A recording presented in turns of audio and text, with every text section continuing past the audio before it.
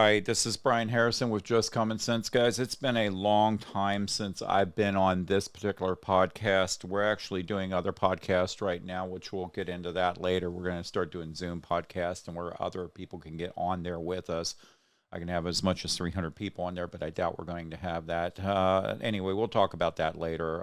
Tragic story. Charlie Kirk obviously got murdered today. Murdered. And my understanding is they haven't caught the people or the person or people that were involved in this. So they're still on the loose, whomever it may be.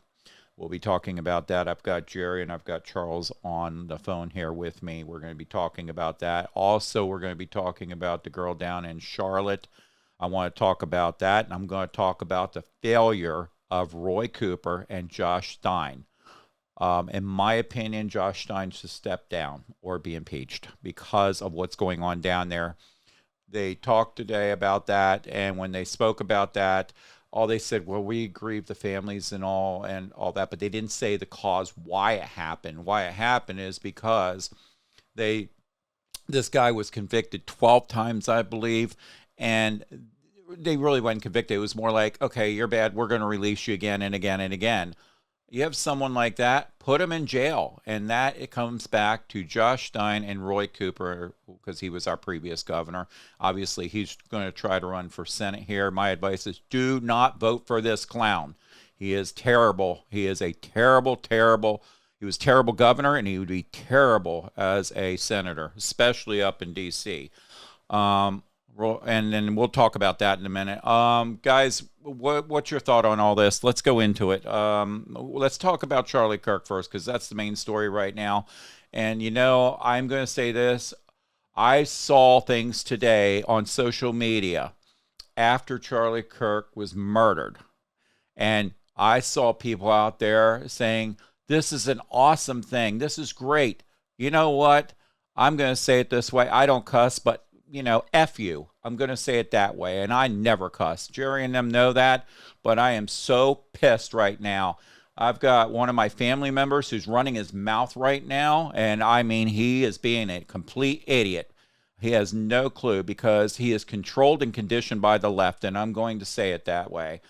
And he's going to hear this. And you know what? You're stupid for falling into this. And you lied about some stuff on what you posted tonight, too. So, and I can call you out on that. I've already offered to debate with him, but he's not doing it. All right. So, guys, the other thing is I do want to pray for, I want all prayers to go out for Charlie Kirk's wife and her family, and obviously the two children he left behind. He was only 31 years old. We're a country where we can actually debate. We can have differences of opinion.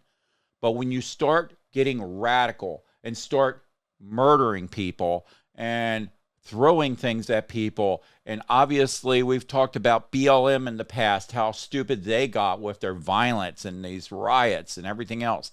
And all they were doing really was just stealing out of stores and just causing all kinds of problems. But anyway, let's go ahead, jump into it. Jerry, what's your opinion on all this?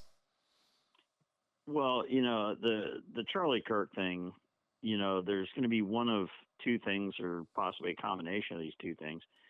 It was either from the left or for the left. Mm-hmm. So it's either from the left, as in somebody on the left, did the deed, or it's for the left by some organization that is trying to, cause a problem for the Republicans because they see Charlie Kirk as a threat to their way of doing things because, he's out there getting college students not to be indoctrinated anymore. Right. And so, doing this, I will have to say that even though I'm extremely upset by what happened, I'm not really shocked. It's like because the left has just proven to be violent. And I was speaking with somebody about that earlier today, and I told him that I could do 50 to 1 because he was like, "Oh, no, no, no, they're both violent." And I was like, "I could do 50 to 1, you know, naming violent acts from the left against the right." And he's like, "No, you can't." And I got to 26 before he answered. And those were just off the top of my head, by the way. That wasn't me going out and, playing the Google search and everything like that. That was just off the top of my head that I came up with 26 events of violence from the left. Yeah. And then he came back with two, and the two he came back with, I debunked. One was not a political act, and the other was a retaliation from political violence from the left. And so, it's just, I mean, for anybody that says that, oh, there's violence from both sides and it's equal, you're either stupid or you're on drugs. It's one of those two things. Yeah. Right. What's your opinion, Charles? Well, you were talking about one of your family members celebrating this. I think that what's going on this year in 2025 is very similar to what happened in 1968. The 2 years are really comparable. I'm old enough that I remember 1968. I was incarcerated in a military school at the time. And every morning we had to get up and go to assembly outside and stand there at attention, and they would make announcements. So 6:00 in the morning in 1968, they make an announcement that Martin Luther King had been shot. The entire military school cheered. At the time, I was 13 years old, so I didn't know who Martin Luther King was, but Right. they all cheered. So that's there, and there's a lot of people cheering now on the other side because Charlie Kirk is gone. I look at the assassination of Charlie Kirk and the assassination of Martin Luther King. They're amazingly similar. King was influencing the black people. He was what do you call it? A big rallying point. He was an effective organizer, so someone took him out. He was a Republican. James Earl Ray was Yeah. a Republican. Yeah, that's true. different back then. Yeah. Things were different. Now we don't know who killed Charlie Kirk yet. By the way, James Earl Ray, as I remember, he wasn't caught right away. They didn't catch him until about 2 months later. And he later recanted his statement. Yeah, he said he was a patsy, so we don't really know. Hmm. This has all the trappings of being is it a politically motivated lone wolf that just killed Charlie Kirk, or was this a professional hit? There is a lot of motivation for an organization to hire a professional murderer to take him out. It could, we don't know who that would be. It could be BlackRock. It could be Mexican cartels. Mexican. Yeah. But Charlie Kirk, like Martin Luther King, was a major organizer of the youth. There's a big movement going on campuses all across the United States. The youth, they don't like socialism. It just got too weird and crazy for them. So they're embracing libertarian and conservative Republican ideas instead. And the leader of that movement was Charlie Kirk. Right. Just like Go ahead. leader of the blacks back in 1968 was Martin Luther King. Right, and I want to say something. I want to intervene on one thing here too. And I know Charlie Kirk was a Christian. And he talked about Christ and God and everything else. Obviously, he talked about abortion and many, many things. And a lot of certain people didn't agree with that on the left, obviously. But do you realize how many young people are actually starting to follow Christ because of Charlie Kirk? And there's several others out there, but because of him, there were a lot of people, young individuals, following Christ. And we've not seen that in many, many years. And that is the biggest thing here. Just that one thing alone. And I commend him over that. I was one of the main reasons I watched him. I was very impressed with him. And I think, he's a fantastic, fantastic person. But anyway, go on, guys. I just wanted to say that. Well, there are more similarities between 1968 and 2025. Look, there was an assassination attempt on Trump, which just barely missed. They killed RFK in 1968. Now Charlie Kirk. That's kind of like Martin Luther King.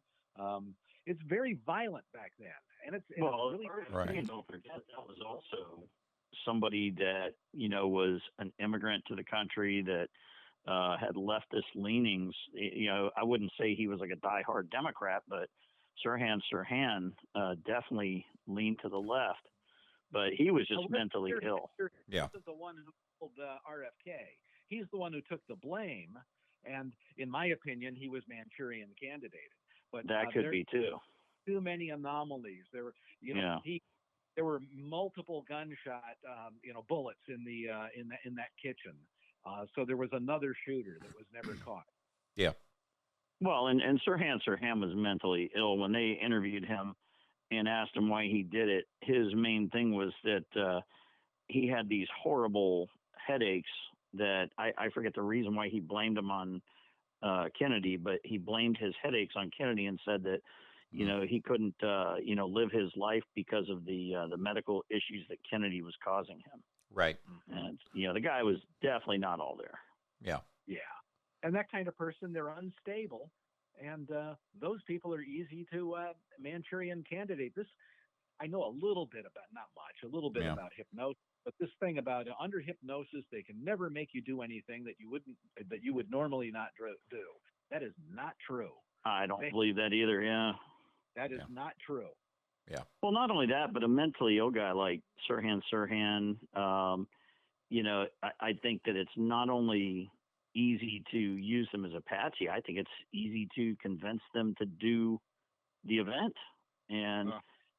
And tell them, say, hey, you know what, you're having these horrible headaches, and Bobby Kennedy's the cause of them. And it's like, so man, what we're going to do is we're going to help you fix your own headaches. You're not even going to have to go see a doctor.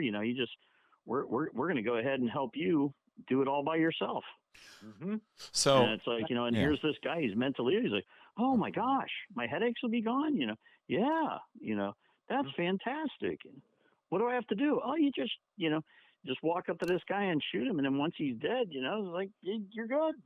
Yeah, well, I want to get back on the Charlie Kirk thing a little more too and figure out, as far as what went on today. I mean, we're seeing all the graphic videos out there, and I got my opinion on it. Yes, we all saw them, but I say I don't want to see them on social media that graphic anymore. We've got children out there. Oh, well, my kid's not going to watch it. Yeah, children are going to see that, and that's a problem. Yep. I don't think it should be allowed, frankly. No, I don't either. I'm not a big censorship person, but that's one where I think we should draw the line. There are limits, and that is one where we should draw the line. Just certain things. Blur it, make it real blurry, that's fine. But they did the same thing down in Charlotte with this woman. I saw obviously the blurring of that. They blurred part of that out, but then they still showed the dripping of blood and all the nasty stuff down there they put out there. I mean, we never had this social media when we were all kids growing up. Social media is a good and very bad thing, and obviously we all know that.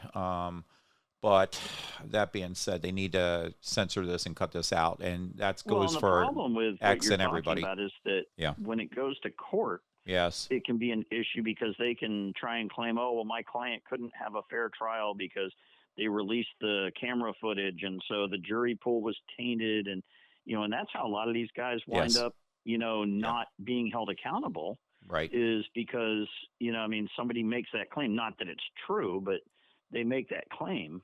Mm-hmm. And and it's like, oh yeah, this guy, he never had a fair shot because they let all this video out. The funny thing is, whenever we see that, there's always somebody out there demanding to see the video. Let me see the police cam video. Yeah. And, and that, I think that there might be a reasoning behind that that people know that once it's out there that it could be a problem. So that's why they demand it. Yeah.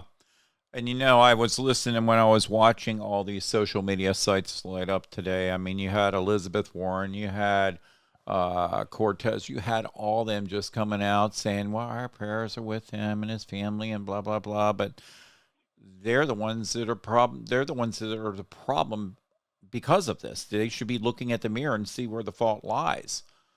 So they didn't pull the trigger, but they're part of that. That is, Lauren Boebert got up on the House floor Go. and said, let's have a moment of silence. And not only did they not give a moment of silence, I heard F-bombs from the left. And Absolutely. F them and F that. And, now they finally took down the video that had all the harsh language in it. Yes, but, I saw it. What I saw was disgusting. And if you're a Democrat and you're listening to this, you need to look in the mirror and reassess who you are. Because if that's who you vote for, then that's who you are. Yes. And so, Yes, I agree 100% with that. And I saw that. And when it comes to Christ and God and when you have, I don't care if it's Joe Biden or anybody on the left, right, or anything, somebody gets shot, I am going to pray. I am going to wish pray for them, their family, everything. This is uncalled for. What in the hell is going on with the left? They have lost their minds. I mean, they're becoming evil as all, and they're the ones Could that you are talking imagine how if when great they are. Gabriella Hold Giffords was on. shot in Arizona, Yeah, if yeah. the Give me a right minute. had That's what I was refused? saying. Now, give me a minute, and then I'll Yeah, go ahead. Now, go ahead. Trying to. but if the right had refused a moment of silence in Congress for a Yeah. sitting congressperson who was shot in the head, Yes. I mean that would have been worldwide news for weeks.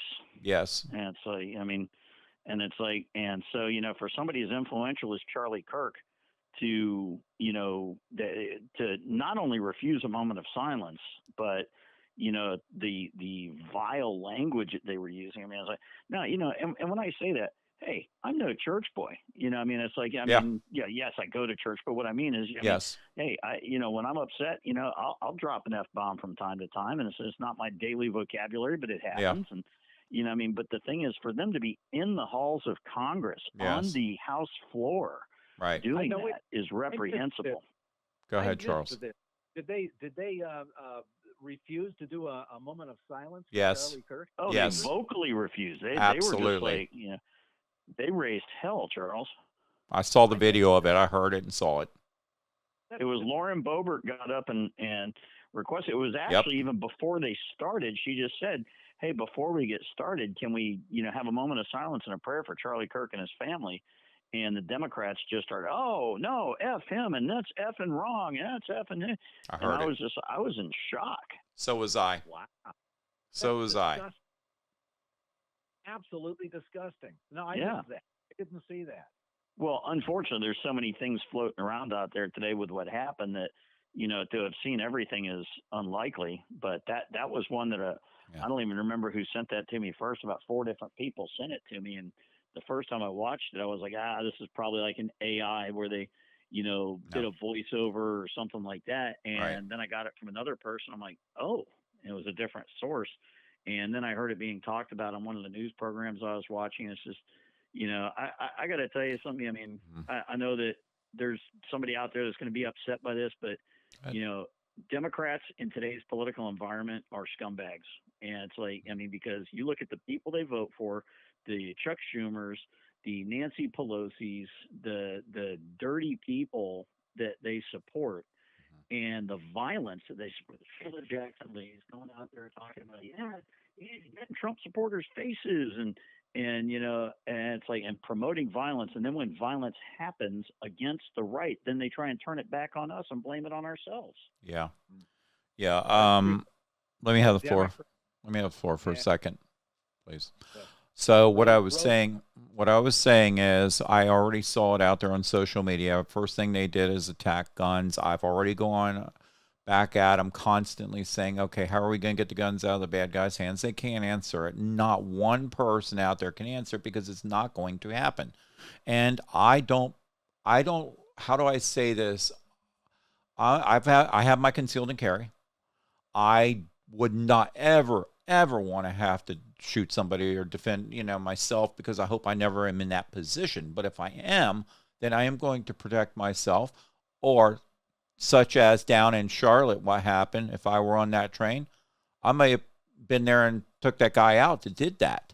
I don't know if I would have caught him fast enough, but you know what? And I would have dealt with the consequences afterwards, because they would have come after me saying I'm the one at fault, even though he was the one stabbing her. And that's another Right. thing.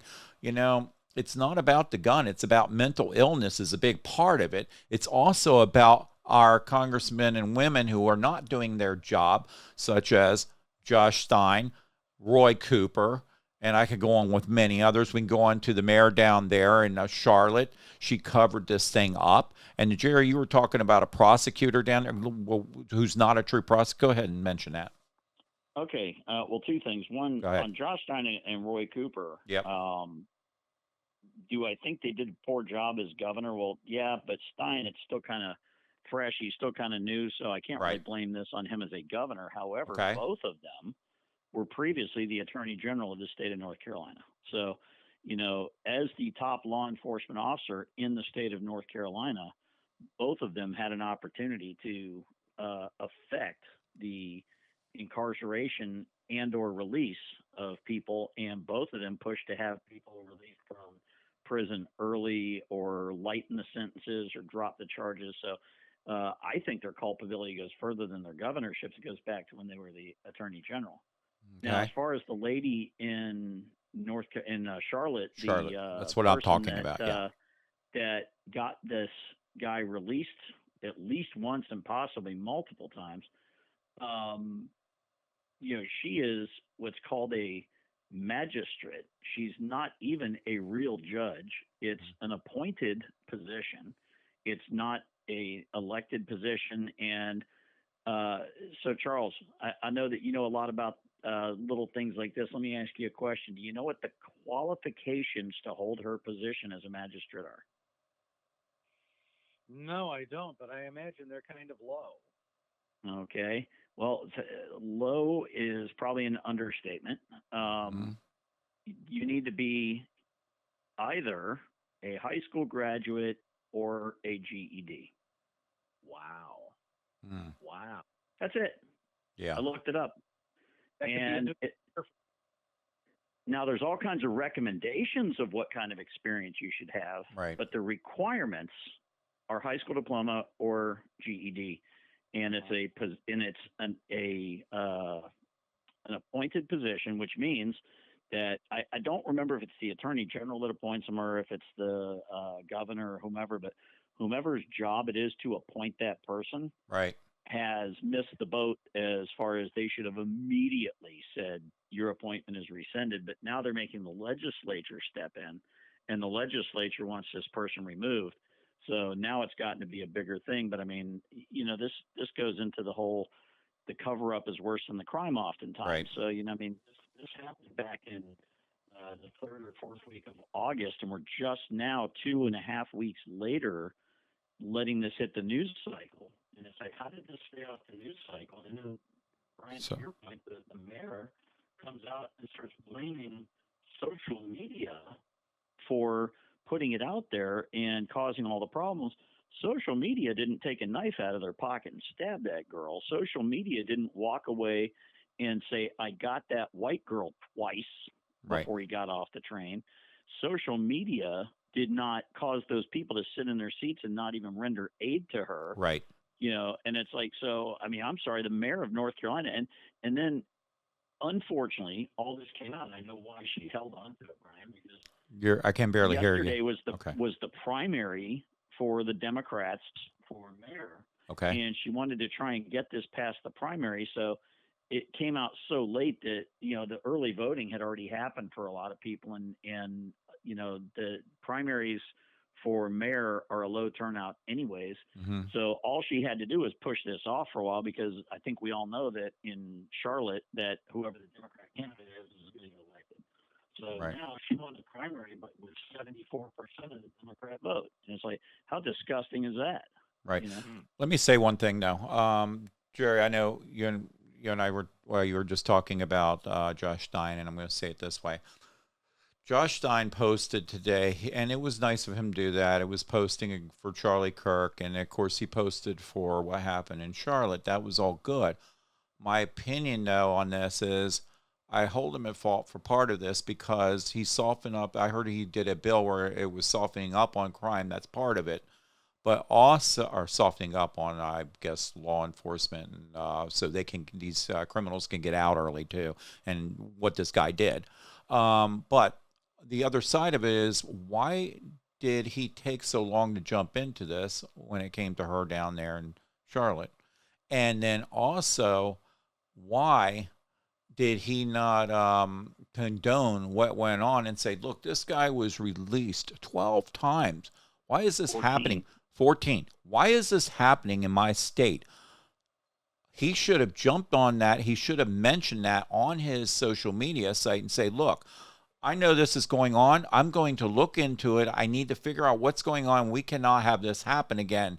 I've got to get this straight. And that's all we need from this governor of ours. If we all join, if he were to start to do things like that, that would be great. and I don't know him personally. I mean, I'm not going to say anything bad about him, but I don't want to. But I mean, I'm just seeing this, and that's got me bothered. And yes, I'm heated and fired up. Now, Roy Cooper, on the other hand, that's a whole different world. He went after Donald Trump today and started blaming this, and it's on his social media site, by the way, on X, by the way. He started blaming Donald Trump on obviously crime in America when Charlie Kirk got. So he started doing that. But Roy Cooper, it comes back down to him when Charlotte, why didn't he straighten this out while he was governor and do his job? He's not capable of doing his job. And I'm going to say that because if he goes up to be a senator, do you think he's going to do his job up there? Heck no. No. And he was terrible. If they're interested in doing their jobs. No. They're just interested in money. the agenda.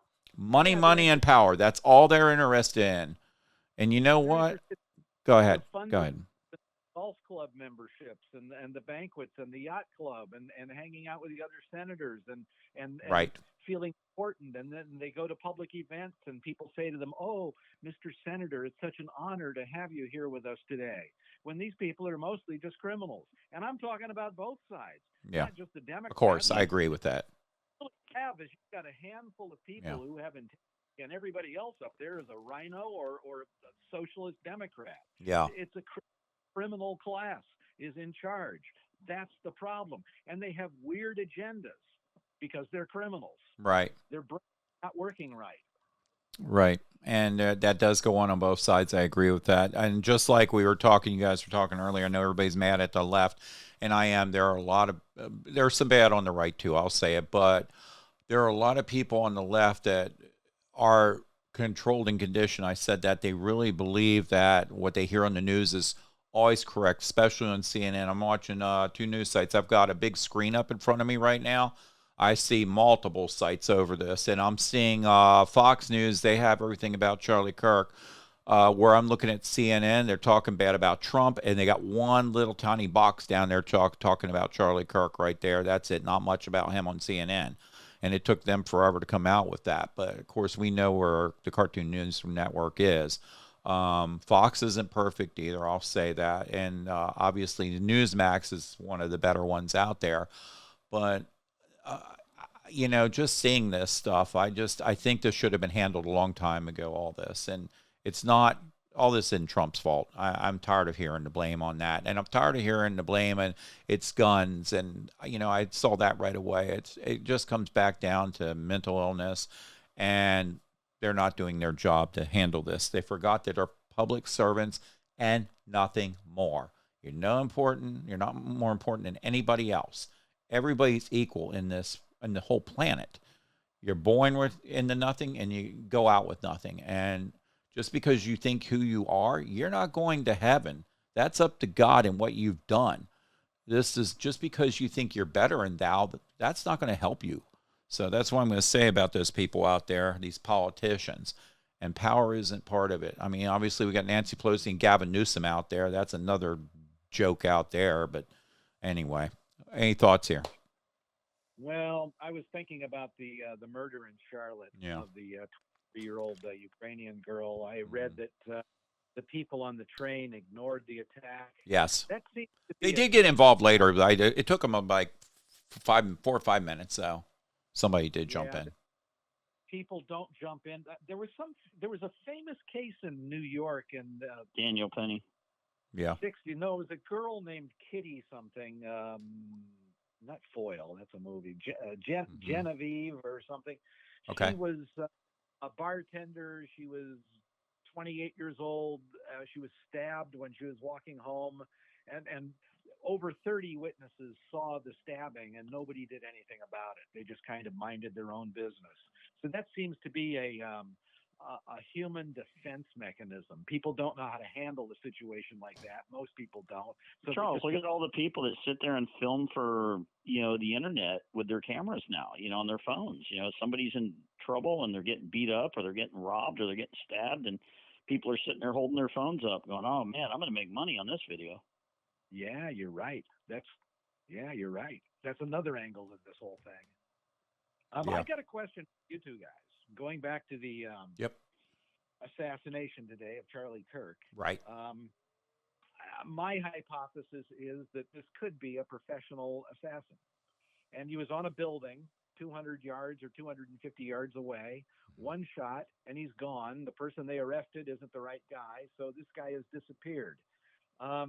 You guys know a lot more about firearms than I do. Is that a reasonable hypothesis that this was a professional assassin? Jerry, can I say, It's Jerry? reasonable to think Yeah. that it's professional, but Yeah. the question is going to go back to, if it's a professional hit, who paid for it and what was their purpose for paying for it. And as far as the 250 yards, I know that sounds like a long distance, Right. but to give you an example, when I was in boot camp in the Marine Corps, our basic qualification was 200 yards, 300 yards, and 500 yards with no scope. So, a basically trained Marine Corps marksman had to be able to hit the target a certain number of times at 500 yards without a scope. If this guy had any kind of a rifle, with any kind of optics on it at all, 250 yards is a layup. That's like nothing. That guy Thomas Crooks, what they're talking about, in Pennsylvania last year with Trump, that was a nothing shot. I don't know. I've been to Dealey Plaza in Dallas where Kennedy was shot, 65 yards. Wow. It's like, and everybody sees it in these diagrams on TV, and they think, oh, is this long distance? Whether you believe Oswald did it or not, the window that Oswald was in was 65 yards away, and the guy had a rifle with a scope on it at 65 yards. It's like that's nothing. So this guy, with the ammunition that we have today being higher quality, with the guns being higher quality, if he had a scope on his rifle, which obviously we haven't seen the gun, so we don't know, but 250 yards is nothing. Right. And this was a small town, small school, small police force. Yeah. And, with Charlie Kirk's security and the police working together, their concern is more somebody rushing out of the crowd, not some long distance, shooter, which obviously now that's going to change going forward. But, for what happened today, that wasn't even really on anybody's radar. Somebody assassinating Charlie Kirk from a long distance like that. But, could it be a professional hit, Charles? Absolutely. Does it have to be? Not a chance. Well, as a matter of fact, I know a guy that shoots competition long distance right now, and he frequently shoots, 1,000, 1,200, 1,500 yards in competitions. And he takes home all kinds of trophies and everything like that. And if he ever took it upon himself to go out and say, hey, I'm going to get rid of this guy or something like that. Here's a guy that frequently shoots at 1,000 plus yards. Right. Question for you. A friend of mine, Alan, did a demonstration for the Navy SEALs a few years ago for a product that we were trying to sell them. And I wasn't able to be there, so I called him up that night to see how the demonstration went. And he says, well, it didn't go so well. And I said, oh, why is that? And he says, well, we were out in the desert and it was hot out and the wind was blowing and, all of those things, the heat, the wind, everything will affect the travel of your round. And I was like, well, when you say you didn't do so, now Alan's an accomplished shooter. And I was like, so, what was your group size? Right. And he goes, it was probably like 8 inches. And now for Alan to shoot an 8-inch group, that's a large group, which is not good. And I was like, and then all of a sudden I stopped. And I was like, well, wait a minute. And I said, you shot an 8-inch group. I said, what distance were you shooting? And he said, 2,000. Yeah. The guy was shooting 2,000 yards. That is over a mile. Wow. And in inclement conditions, he was able to shoot an 8-inch grouping. Yeah, a grouping, and just so everybody knows, the grouping is just a center, basically in a baseball, we'll say, and it's just being shot in that 8-inch circle. Yeah, and So. it's like, but that's at 2,000 yards in poor conditions. He was shooting an 8-inch group, and a guy taking a shot from 200, 250 yards that they're saying that today was, right. If he had any kind of a decent rifle at all, that's a layup. Yeah. Yeah. What about the angle? Well, Charlie Uh, Kirk was down low, and this kind of an amphitheater setting. That actually makes it easier for the shooter. yeah. But if it's an experienced shooter, then a lot of times what will happen is they miscalculate the distance because they're elevated. And so what happens is oftentimes people, if they're not if they're not common shooters, if they don't do it often, they will actually miscalculate and they'll aim in directly at their target, realize that they should aim a little bit low because the round is actually going to rise at that distance and from an elevated position. So my personal opinion, I've heard two thoughts on this. One, I heard that it hit his vest and ricocheted Yeah. off a bulletproof vest and then hit him in the neck, which I don't know. I'm going to have to see all the angles and everything like that, but it didn't look like a ricochet to me. But it could be. But the other thing is, if this guy was elevated and not taking into account the elevation, and his round struck high, he might have just been aiming for center mass, which is what you teach people to aim for. And if he was aiming at center mass, his round came in high, that hits him in the neck. Wow. Yeah. Will they be able to tell by the autopsy? I'm sure, well, they'll be able to tell Oh, the angle and absolutely. all that, but I'm wondering if they could tell by the distance and the powder burns and all that. I'm not sure how Oh, that's going to they work. already know where Yeah. that round came from. I Yeah. mean, because all they have Of to do course. is, I mean, you got to remember that, Yeah. within probably an hour of that happening, Yes. they probably knew the exact spot the shooter was at. Mm-hmm. Because all they have to do is just have somebody go, stand on the stage where Charlie Kirk was, say, okay, here's where he was hit. And so therefore it had to come from this direction right here. And then now they've got this video from somebody that was there that is showing this guy laying on the roof, just Yeah. like it happened in Butler, except they didn't think anything of it, as far as like they didn't let the police know or anything like that. They were just like, hey, is that somebody up on the roof? And Yeah. so now we know what building it was. We know exactly where the shooter was. Oh, it's The just only thing is going to be is they're going to have to look at the forensics and see, did it hit the vest and ricochet, or was it a straight into the neck shot? do you think that they've recovered the round? Yeah. Oh yeah, Absolutely. absolutely, Absolutely. absolutely. Yeah, that will be one of the first things because they're going to want to know, Yeah. what caliber it was, what make it was, was it an off the shelf, ammunition? Was it a custom job? I mean, Yeah. and the forensic guys, at the FBI crime lab, they probably already know most of that Yeah. right now. And it's Charles. like now, if it hit his Yeah. vest, it's going to be the round's going to be deformed, so it'll make it harder for them to figure certain things out. Right. But if it just hit him straight into the neck and did not hit anything hard, they're going to actually probably have a fairly intact projectile. Yeah. I'm going to have a minute here, but Charles, one thing too, and it's highly doubtful that this happened, but I'm going to say it this way. If you got an individual goes into a store, let's say this is not a professional hit and it's some kid or somebody who went into a store, bought a gun, and all of a sudden he decides to use that gun, shoots the ammo out of that gun. Well, that gun, because of the jury, you'll have to remind me what it's called when that gun goes through there in spirals. They can, I think they can pull it up by the cut of the bullet and kind of figure out who owned that gun. Is there a way of doing that? My understanding. Is that Well, they true? can't necessarily tell who owned it, but Okay. they can tell what kind of gun it was. Okay. What you have inside the barrel of the gun, Okay. or what you have, are called lands and grooves. Yeah, that's right. And That's where I'm going the with it. lands and grooves are what cause the bullet to spin Right. in the barrel, Right. and then they leave marks on the projectile called striations. Right. And depending on how many rounds have been shot out of that gun, the striations are often very unique to Yeah. that gun. So if you've got a brand new rifle straight off the shelf that's never been shot before, and that was the first bullet out of it, Right.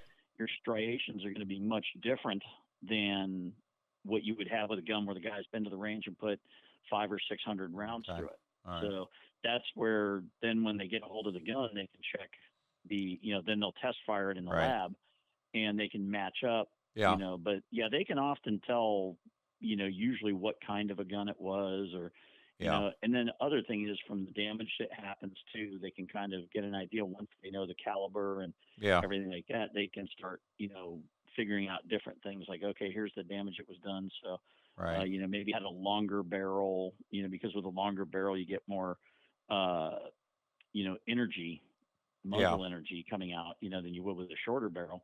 And so, I mean, it's like they're going to be able to figure out. And the distance the guy was shooting from, he didn't have to have a long barrel, but a long barrel would help. Yeah, yeah, absolutely. So yeah, I spoke with Donnie Harrison today. He was our former sheriff. Most people know him, he's a good friend of mine. I know he's been very upset with what's going on, especially with both these things right now, the Charlotte and then this today.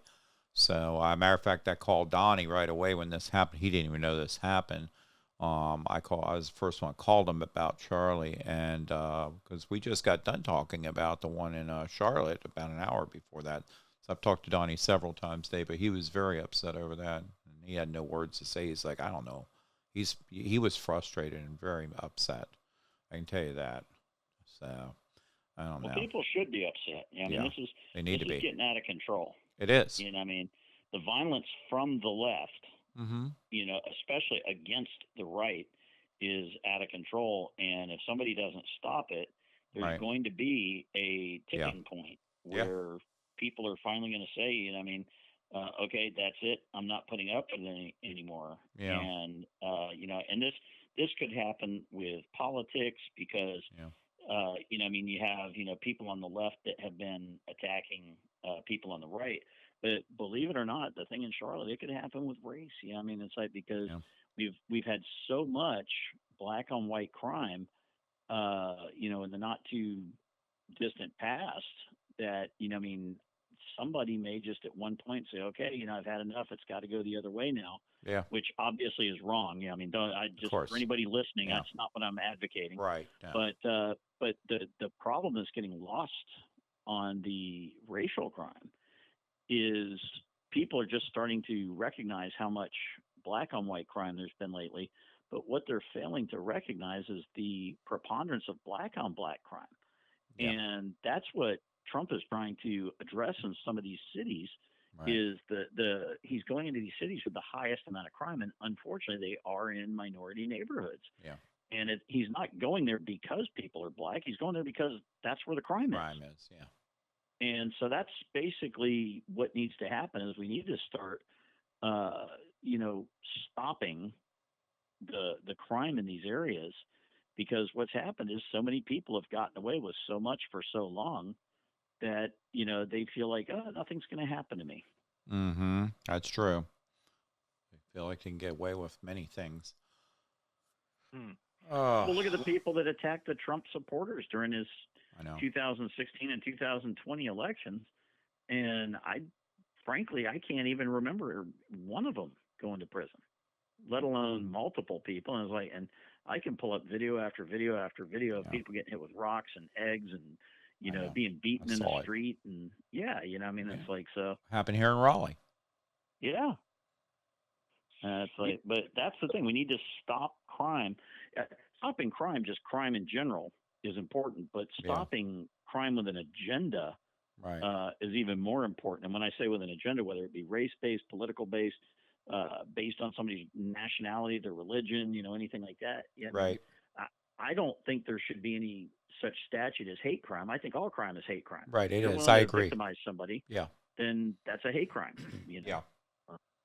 Yeah, but I mean, when this happened and I'm going to bring it up again, when it happened in Raleigh, what did Roy Cooper do about it? He was our governor at the Nothing. time. Nothing. Right? But see, he also didn't try and pass any kind of legislation. Now, it wasn't his job to pass legislation, but Right. he No. could recommend things as Attorney General, and Right. and that was what I brought up earlier. So it's like he and Stein both share the fact that they were the Attorney General for North Carolina before they were the governor, Yeah. and they did little to nothing to. As a matter of fact, both of them are mainly responsible for the cashless bail stuff to let that guy out in Charlotte. Yeah. Uh-huh. Which I comes. think the Go ahead. philosophy underneath all of that is these Democrat socialist politicians, they look at criminals as victims of society. They're criminals because society made them that way. So it's not really the criminal that's at fault. It's society who has made this poor person into a criminal. I think that's how they think. Well, yes, and I'd like to add to that that they do try and paint these people as victims of the system, But at the same time, what they're doing is they are creating an environment where people are going to demand to be taken care of, and the government's going to say, well, the people are demanding that we stop the murders in their city, and then it becomes a power grab, because then they're able to say, well, hey, our people are demanding that we do something for them. Well, the only thing that we can do is we need to declare martial law, or we need to clamp down on this or clamp down on that. And then Yeah. once they get the authority and the power to clamp down, then there's no way to stop it as far as if they step over the boundaries. I agree with you. I think that's the universal political agenda, and I think it's been the same for thousands of years. Absolutely. It's the nation. The society is in need. We have a need. That's why they like crime. They like crime because now you have a need. The nation is in need. You, the people, must sacrifice. I will lead. Exactly. Yeah, that's the triptych, and I think that's been going on for several thousand years. No, yeah. I totally agree. And it's like, but see, now we have the ability to see that, though. I mean, if you go back, like you said, 1,000 years ago, 1,000 years ago, 99% of the population couldn't read. So they got their information. If they wanted religion, they got it from the priest or from the pastor. That's why so many people went to church. If you were to go to church 1,000 years ago, nobody in the congregation had a Bible because they couldn't read. And if that priest had gotten up and told them that, this person's evil or that person's evil, you take it as he said it. Well, gosh, he's the priest. He must know. Yeah. And so the control was much easier. And unfortunately, now we've got people. Well, unfortunately for those people, I mean, we've got people with phones on their camera and, recording and things like that, where they can say, hey, look, that's not how it happened here. I filmed this. Right. And so, that's, so I think that the very thing that the government was trying to use over the last 1,000, 1,500 years or 500 years or whatever is now coming home to bite them in the can. Because, they're like, we'll just tell the people how much they, need us. Well, now people are getting violent, but, it's like, it's easy to see, who's doing the crime now. Now we don't just have to take the government's word for it. Right. We can see it ourselves. That's true. People didn't read 1,000 years ago. The church, which had become not a religious organization, but a political organization back then. Absolutely. Yeah, they were into showbiz, and that's how they controlled. The Gothic buildings were miraculous. The stained glass light coming through the windows, the colored light was a miracle, and the Gregorian chant was a miracle. This book at the altar, this giant book that had magical myths and secrets in it, was a technological wonder. And look who did all the reprinting of the books back then. Yeah, and they used this, and it was the monks. If a book was to be reprinted, the monks reprinted it, and they had guys that did nothing but sit there and copy a book by hand. Right. And it's like and then the printing press came out, and that kind of changed things. Yeah, I remember a long time ago there was an ad for Xerox machines, copy machines, and they showed the monks copying back in the 1100s. Yep, I remember that commercial, actually. You remember that? Yeah. I do, now that you say it, yep. Xerox had some good commercials back then. Right. Yeah. So what do you think, guys? I want to get back on track here a little bit with the whole Charlotte one, too. What do you think should happen to the guy that obviously murdered her? Well, obviously the death penalty should be on the table, but the problem is with people like Stein and Cooper and, people like that, North Carolina has had the death penalty since I think the 1970s or 80s or something. We're fairly new to having a death penalty here in North Carolina, but it's only the last time it was used was, I believe 19 years ago, 20 years ago. Yeah. And so, having a Democrat governor is probably not going to happen. With Stein as governor, or if he gets reelected, or if we get somebody else. So, I think the death penalty definitely. I mean, frankly, what I'd love to see is just, do like a John Wick, let him go and put a price on his head. Yeah, Yeah. I've never been in favor of government assassinating people. I've never liked the death penalty. However, I have to admit it's a deterrent. It Yep. is a deterrent, and When it's used. Yeah. I can't think of other deterrent that is equally effective, but I don't like it. But with the death penalty, the problem it's not been the deterrent that it was designed to be, is because it's rarely used, and the Right. appeals process is exhaustive. When Ted Bundy was executed, he was on death row for something like 10 years or 11 years, and he was one of the quickest executions in the history of the state of Florida. So 10 or 11 years was a fast execution. And see, that's what needs to change if you want to change the deterrent value. You say, hey, look, here's your trial. You get your trial. If you're found guilty, if your attorney has found something that was, consequential, that was not used in your defense, you get one appeal, and that appeal is going to be, next week. We're not going to wait, 2 years or 3 years or 4 years or whatever.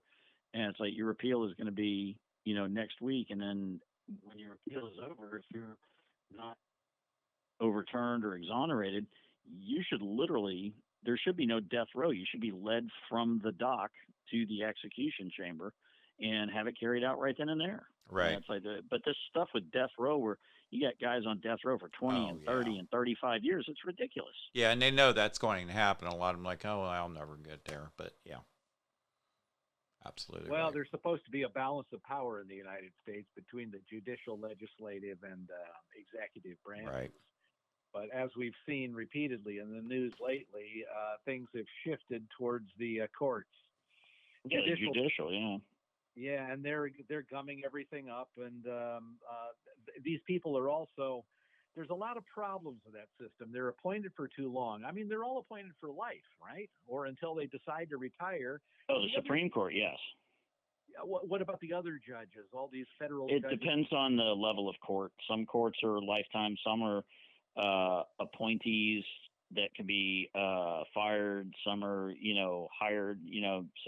So there's some judges that, because I remember when Clinton came in, Clinton cleaned house, and he got rid of a lot of judges right off the bat. And it's kind of funny because when Trump started doing the same thing, everybody started complaining, but he was not doing anything that Bill Clinton had not done. So. Yeah, well, another thing that's a problem, these judges, they can, like the ones in New York, Letitia James was involved. What was that? Erdogan was the judge. Yeah, they can do these outrageous decisions, be completely wrong, be even criminal in what they're doing, and they have zero consequences. Exactly. That is not right. No, there should be consequences for these judges. Well, like, for example, this magistrate in Charlotte who let this guy out, and now he has killed this young girl. I mean, she didn't just let him out. If you guys didn't know this, he was on a cashless bail for a previous crime. He should not have been on the street, not just because he had been in trouble in the past. He was out on cashless bail for something else. This guy has been arrested for, domestic violence against family members, against non-family members. He spent 5 years in prison. I mean, this is not, just a guy that, he's misunderstood. This is a guy that has a violent past and a criminal past. Right. Well, going back to Charlie Kirk, do you think they're going to find the shooter? Do you think they will find him, or is this guy going to get away with it? I don't know. You know what? I think they're going to find him, and the reason that I say that is not just trying to be, optimistic, but the reason I say they're going to find him, I think that at this point, he is more than just some Republican guy that got shot. I think that he is a personal acquaintance of the president, and I believe that the president has told Kash Patel, I don't care what you're working on, this is now job one, and I will not accept failure on this. And, when that kind of thing happens, I believe that there's going to be so much money thrown around that somebody's going to roll on this guy, because somebody knows whether it was a hit from a cartel or something like that. Somebody knows. Now, if it was a cartel, the guy might not still be in the United States still. Right. guy could be a local right there in Utah that the cartel, uh, recruited, and he could be sitting home drinking a Colbin right now, watching this whole thing on TV, laughing about it. You know, but I do think that he's going to be found, and I think that if he is outside of the country right now, Hmm. I think that if you think you've seen pressure by Trump on other countries on hey, do this for me or else, I think that you ain't seen nothing yet. Yeah. Yeah. I haven't heard about a reward being posted yet, but I expect to hear that tomorrow. $1 Oh million yeah. reward leading to the arrest of. Uh, okay, well, who is going to take Charlie Kirk's place? He's got this turning point. There's nobody. No, nobody. There's nobody. I've already had that conversation with my Yeah. wife that if he decided to get out of this was before what happened today, but just his level of knowledge, his ability to just have conversations with people, and whether they agreed with him or not, and just help them understand the conversation, whether they like it or not or appreciate it. It's just he is in my opinion, he's a once in a generation person. Yeah, I agree with you. And plus, if somebody's trying to become Charlie Kirk, you can't. Never going to happen. I'll give you a great example of that. That song "Sounds of Silence" by Simon and Garfunkel. Okay, so about I don't know 5, 6, 7 years ago, there was this heavy metal band, and the singer did a cover of "Sounds of Silence," which was as good, and in some people's opinions, better than the original by Simon and Garfunkel. Hmm. And that was incredible because it's kind of funny because you look at him, he's like this Can't hear you. singer, Okay. but he's a very accomplished musician if you look at his past. And so now all of a sudden everybody out there and their brother is like, oh yeah, we should cover that song. That guy got really famous doing it. Yeah. And I'm seeing these other groups. Well, it's not their song and they're not passionate about it, and it shows. They're competent, but they're not passionate. And the guy that did it from the metal band, I believe their name was Disturbed. That's kind it. of funny. It is But, Disturbed. I have that but album or that song. He was extremely passionate when he sang the song, and it came across that way. But like I saw the British Royal Marines did it the other day. It's good, but it's not great. And then there's that a cappella group Pentatonics. They did it.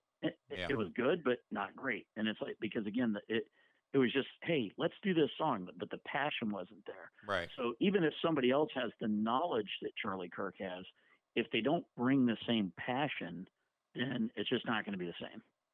I think you just described the future of AI music. Oh yeah. Yeah. Yeah. Competent but not passionate. All right, guys. What's going to happen? Turning point. Then what's going to happen to the organization?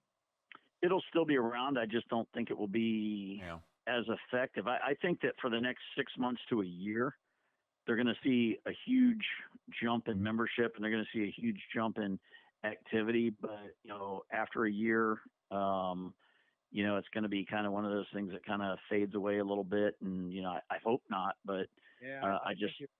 Because I was watching some clips on the news, and there's a lot of young people, college-age kids. They're upset. They're crying. They're having vigils and stuff. They're really upset right now. So I agree with you. There's going to be a surge, but then it's going to dissipate. Absolutely. Yeah. Values will remain some sensible values because Democrat socialist philosophy is insane. It's never worked. Right. It never will. And it's just a bunch of ivory tower Marxist professors who believe this stuff because they like confusing their kids, because they like being, I'm the authority. I understand all the intricacies and the ins and outs of this philosophy, and I'm so deep, when they're not deep at all. They're just confused. But they like knowing the kids.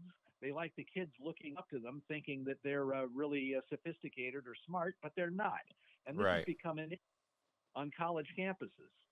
Well, Charles, it's funny you say that because about a month and a half ago, 2 months ago, my wife and I got a phone call, and one of our family members had a friend that was moving to North Carolina to take a job here, and they didn't know anybody, and they needed a place to stay. And I was a little hesitant, but at first, but then we finally said, okay, yeah, we'll do it, and I'll just, I'll be careful, being around the house when I can. Turns out super good person, everything like that. From Cuba, been here for 2 years. Grew up in Cuba, actually fought for Cuba and Angola back in the 80s. In the army, and his wife is still in Cuba, and he's trying to get her out and get her to the United States. Well, it's funny you were talking about, the Democrats and their socialism, and it's never worked anywhere. He and I have had some very long conversations in the past few weeks over what's going on in Cuba and how bad it is right now. And nightly, he would talk to his wife via, WhatsApp or something like that, and do the video call. Right. And sometimes, hey, Tita, how's it going? And then other times you're like, hey, why is it so dark? Oh, the power's out. Well, why is the power out? Oh, it just goes out. For what reason? Oh, nobody knows. It's random. Well, is it like, how long does it last? He goes, could be an hour, could be 3 days. And I was like, oh. And so the infrastructure down there is horrible. So I said, well, what happens if the power goes out and the food in your refrigerator is spoiled? Does the government replace it? And he says, no. The government gives you your allotment of food for the month, and if your food gets spoiled, that's just tough. It's like you get nothing. And so Cuba now, and so I asked him how Cuba had gotten so bad. I said, I knew communism and socialism were bad. I said, but how did it get this bad? He says, Batista was a dictator. And, he, was authoritative in some ways and everything like that. But he says, since Castro came in, he said that the other socialist and communist countries around the globe saw Cuba as a thorn in the side of the United States because they were only 90 miles off west. So he said that the Soviet Union used to support Cuba, and China supported Cuba, North Korea supported Cuba, and East Germany supported Cuba, and all these countries supported Cuba. But then the Cold War ended, they all started pulling their support out. Right. Well, what had happened is while they were all supporting Cuba, the Cubans just got lazy and they never continued to manufacture things on their own. So now you got a country that has no support from all these other countries, and they don't know how to do anything. So these people just sit around waiting for their little, oh, you have a family of 4, you guys get a chicken this week. A chicken? Yeah. It's like, and then you get a certain amount of rice and beans and so, and he was talking about how much money the government hides outside the country. So like right now, if the government in Cuba collapsed, as long as they can get out of Cuba, they're set for life.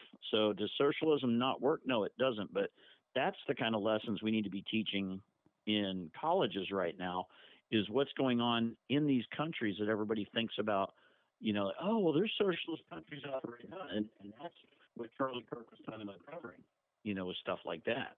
Yeah. Hey guys, I'm going to interrupt you guys here. Okay. 2 things. We're going to end this in a minute, but I am right here on X. So people are watching me on the camera. I'm glancing over to the right here because I'm watching all these things pop up on X. I'm just going to go through a few things real quick. I'm reading this, and I'm going to read it out loud to everybody on this. And this is how from the radical left, and you can tell because they've got purple hair, orange hair, some are wearing masks. These are people that are, sick, and it's mental illness, it's parenting, bad parents out there not doing their job.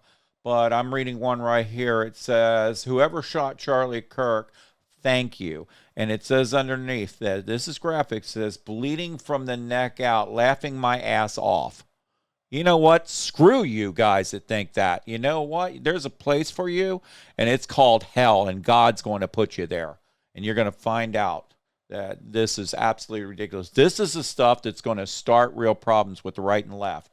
Not just that. I am going to go through a few more. I'm seeing that. I'm seeing another one here. She says, my thoughts on Charlie Kirk. Laughing my ass off because he's now dead. This is a whole nother one. Another one right up here. This girl with orange, green, whatever hair. She goes, basically, I'm glad to see him gone. She's trailer park trash, I could tell. It's just what it is. And she goes, I'm effing stoked. And I can go on. This is all coming across right now as I'm looking at it on X. I mean, it is absolutely uncalled for. And then I'm seeing some of the usuals on there, like this Morgan Freeman out there. He's all supporting not that so much, but what he's talking about is he's blaming it on guns. He's blaming it on the Trump, and he's blaming it on obviously the MAGA. That's what he's doing, and that's where we're talking about with the left guys, you out there. I'm not saying the right's perfect, but when you start seeing like this stuff on this side of things, this is uncalled for. And you know what? You're poking at the bull and you're going to get the horns. And that's exactly what's going to happen. So stop doing this. Let's all get back together and try not to do this. Let's become people again. But it's not happening. I don't see it happening in this country. And it's because of what's going on in D.C., because they're not doing their job. They're trying to, like you said with prayer earlier, Jerry, they're doing stupid stuff like that. And this is just pure evil. And I'm getting very angry when I look at this. And I'm going to say it. I'm usually a calm person, but I'm very angry to see this stuff. And it makes me very upset. I was brought up back in the 80s and 90s and never saw this stuff like this. I mean, everybody was just, we agreed to disagree, but we got along. And I mean, to see this stuff is uncalled for. And that's where we talk about censorship. Yes, social media is good, but it's bad. When you're starting to let these people put this stuff out there, this is a huge problem. Block them, stop them, and don't let them have their moment of fame, which they're trying to get. Any thoughts on that before we end the show? Because there's a lot of it here. If you guys go to X, you can see it. They did the same thing recently with the CEO of United Healthcare when he was murdered in New York. Remember a few months ago, that guy Mangione killed him on the street, shot him in the back of the Democrat Socialists were celebrating that as well. Yeah. So these are people who are they're sick puppies. Yeah, I'm a supporter of Elon Musk. However, when he's letting this stuff go on his site, then he's got the problem too, right there. That goes back on Elon Musk. Elon Musk cut this crap out and stop letting them do this stuff. It's okay if we agree to disagree in certain things, but when you're putting violence out there, letting that go out there, then you're part of the problem. I think that I have sympathy for Musk in this because I think it's really hard to censor that stuff. How? I think it's really difficult to well, especially when he bought the site to promote free speech. Right. And I agree that it's reprehensible. Right. But there are limits to free speech. Some of these people, that's the only place they'd be willing to do that. Yeah, I know. I will tell you right now, earlier today, I had some errands I was going to run, and I stopped running because I was visibly shaking because I was so angry. Yeah, I talked to you earlier. I heard it in your voice. I'm going to tell you right now, maybe in a week or so, I will not be so upset. But I will tell you right now, if I'm walking in Publix and I hear somebody say, oh, yeah, that was great, wasn't it? They're going to get an earful from me. And if they bow up on me and they start, standing up to me, they're going down. And I mean, I spent 11 years in the Marine Corps. I boxed for the Marine Corps. And I'm going to tell you something. I may not be a spring chicken, but guess what? If you don't see it coming, and I'm not going to put up with this, but we have turned the cheek for far too long on the right. And it's time to start fighting fire with fire. And, you think that's great? Hey, let's see how great you think it is when it's you.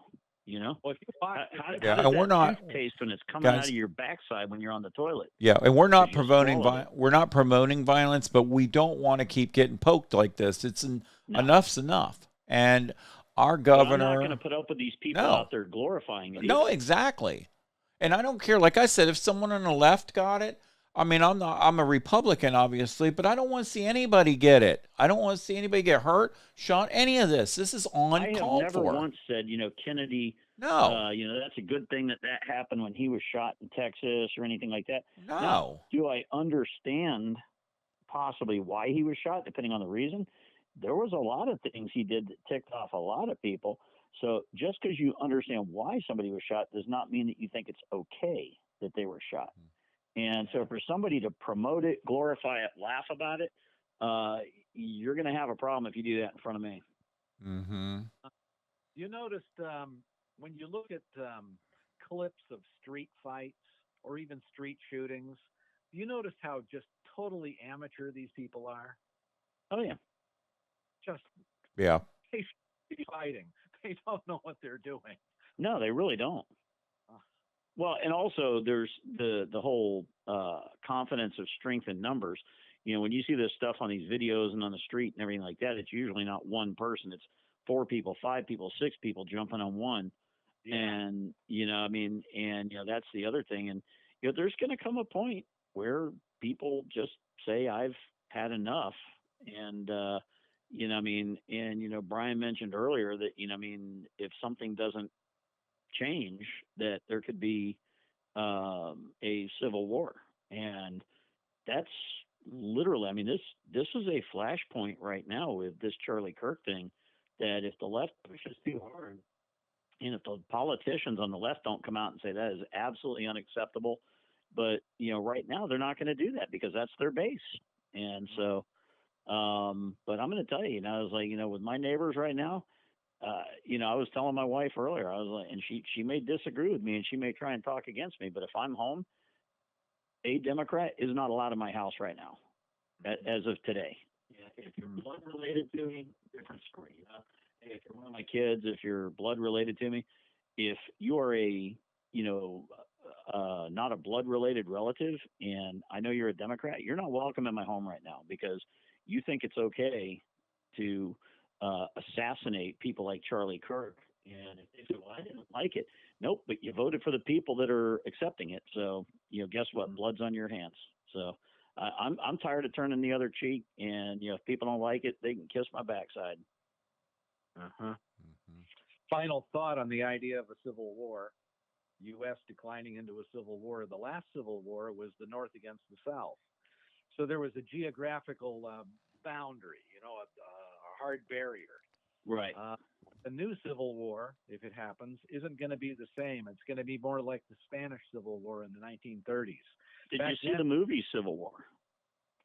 Yes. I did. Yeah, that was wasn't that the one that Obama financed or something, or he was part of? I don't know if he financed it, but I think that's more along the lines of how it would happen. Is it would be, different, ideological groups. Now they still kind of had some boundaries because it was like California, Texas, and Florida, and a couple other small states, that had joined together. But it's going to be very. Spanish Civil War in the 1930s was the fascists against the communists. Correct. And there was dividing line. It's like this city was half fascist, half communist, but this city over here was communist, and this city over here was fascist. So they were all mixed together. Well, that's part of the reason you don't see any resolution to things in the Middle East right now, is because you have different factions fighting each other, but until they open their mouth, you don't know who's who, because you can't look at somebody and tell that they're a communist. You can't look at somebody and tell that they're a Sunni or a Shiite or something like that, unless they're wearing certain clothing. But I mean, for the most part, you can't look at a person. So that's why a civil war would be so devastating now, if it was not geographically confined, because it would start off with everybody knows somebody on the other side, and that would be the first direction they would go. But then after that, it's like, if people are just walking around in blue jeans, t-shirts, and ball caps, you're not going to know who's who. Yeah. And that's why it would be so difficult. And no, we don't want a civil war. I don't want to see that. No, we don't want it. But it would be very unique in how it would take place. Yeah. I'm looking at, matter of fact, I just looked at it, and you're talking about this. I've already seen several conservatives out there saying this is war. Matter of fact, libs on TikTok, basically they are actually it's a conservative movement. They just talk about liberals out there and how crazy they show. They're very big. They show posts of all these, like we were just talking about, all these crazy liberals that are getting out there going, yeah, I want Charlie Kirk to, and all that stuff. Well, Henry Sessions, everybody pretty much knows who this clown is. He's out there posting because right there it just says on TikTok, it says, libs, this means war. I mean, they just said that. Now, as far as what Henry's saying, he said we don't need to go down this road and blah blah blah blah blah. But yeah, Henry's the one that's actually been out there pushing violence, pushing this, just like many of them have. And now all of a sudden they're trying to take the high road. Some of them, I'm like, no, no, no, no, no. We've got videos of you guys saying this stuff, and I mean, and of course, then we're going down. I'm looking at Elizabeth Warren 4 hours ago. She said Charlie Kirk calls for gun control.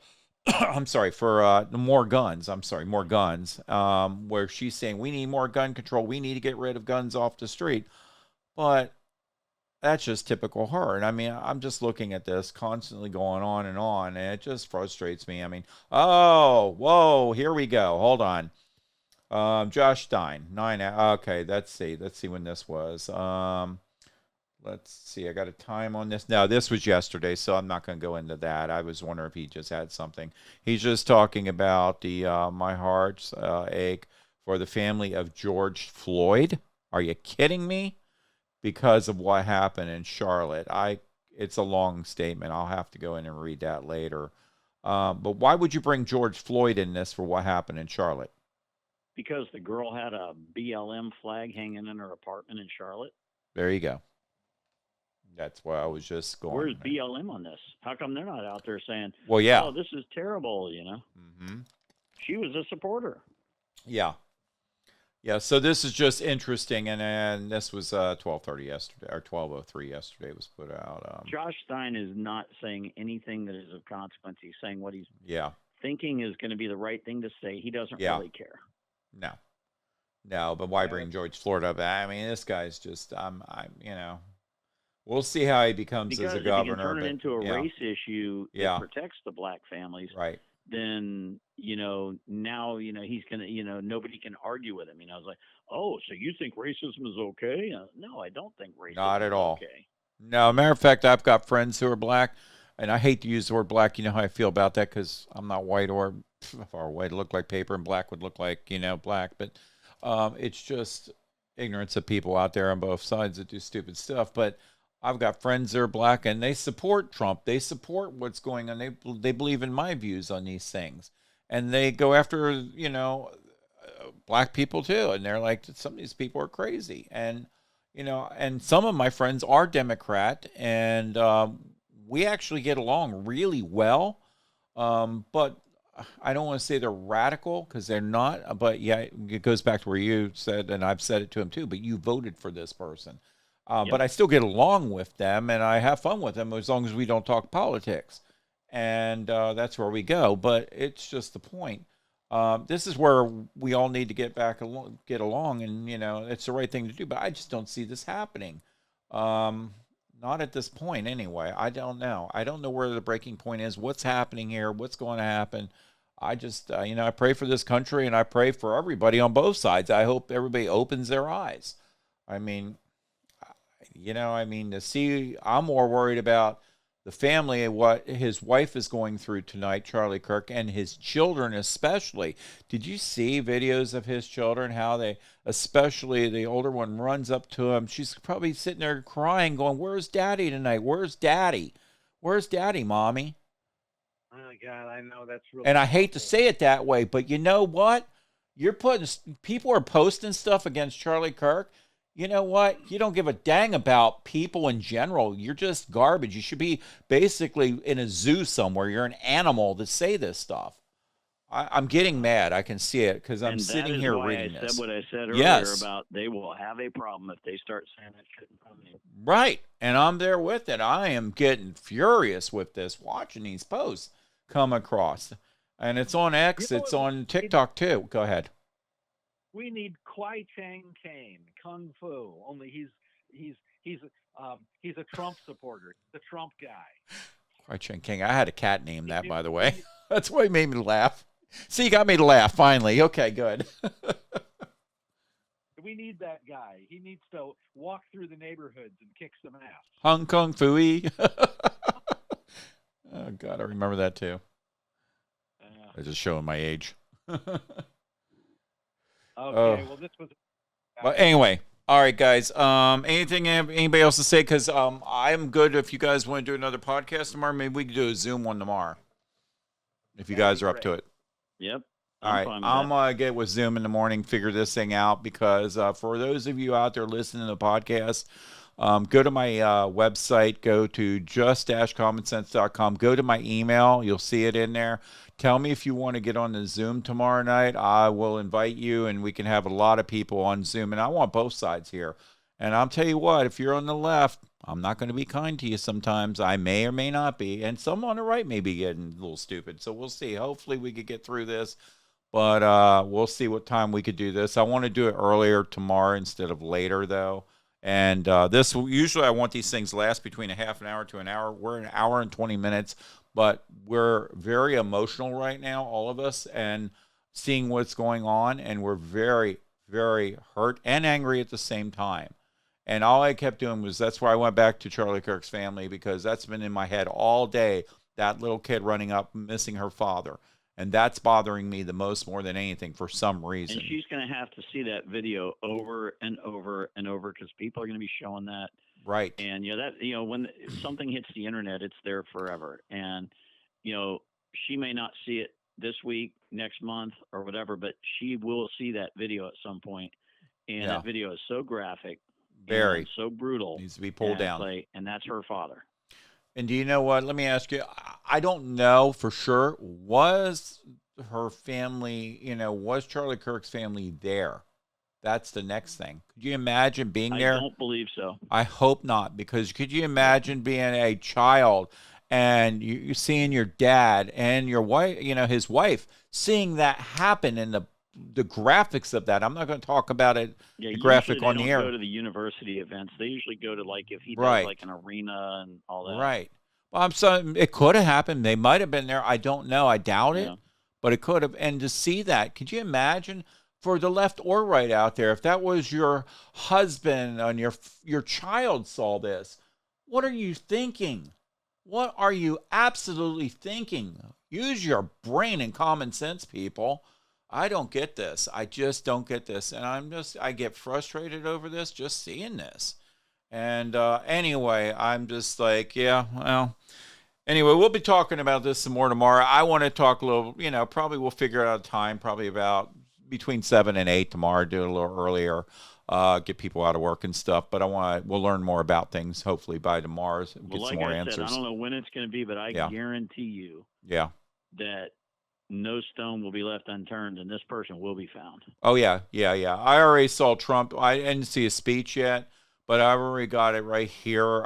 He did go on tonight.